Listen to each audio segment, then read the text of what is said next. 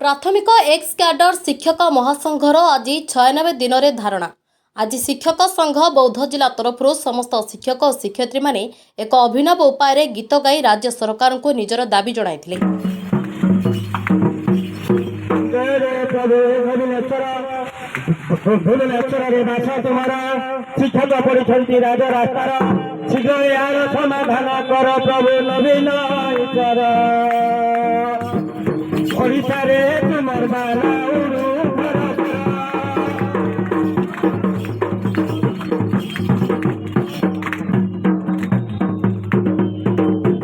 आज को 96 दिन धारणा रे बसिबा सत्ते शुणुना राज्य सरकार।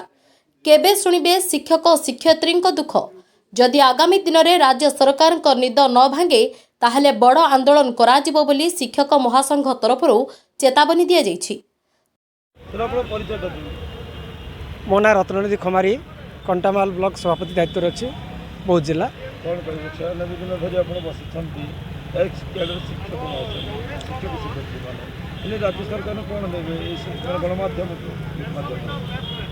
आपण माध्यम मो माननीय मुख्यमंत्री नवीन पट्टनायक को जन देवाक चाहे आम आज प्रतीक धारणा 96 दिन रे पदार्पण करिछि।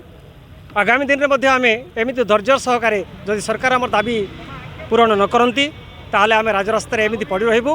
आगामी दिन में इलेक्शन अच्छी इलेक्शन में आम सहयोग करूँ ना।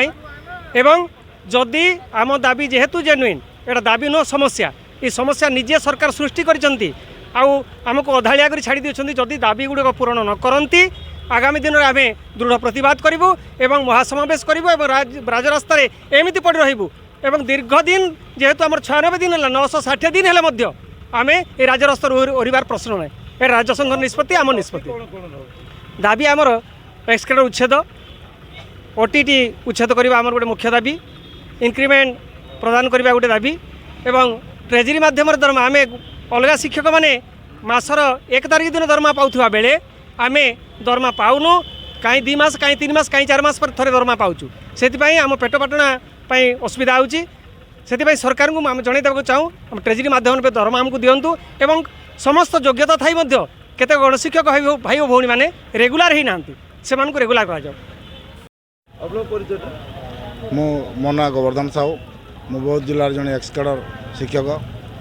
दीर्घ 96 दिन है आमर कथा शुणुना सरकार। आज ये अभिनव प्रयास करिवार उद्देश्य सरकार आउ चेईकी रहूना शोई पड़ी शोईकी उठेबाई यही प्रयास चली। निश्चित भाव में उठे बोले आशा जदि न उठे आगामी दिन में इलेक्शन समय आम अभिभावक मान पाखक बंधु बांधव सांग पड़िशा समस्त पाखक जीवु सरकार विरोध में आम प्रचार करूँ।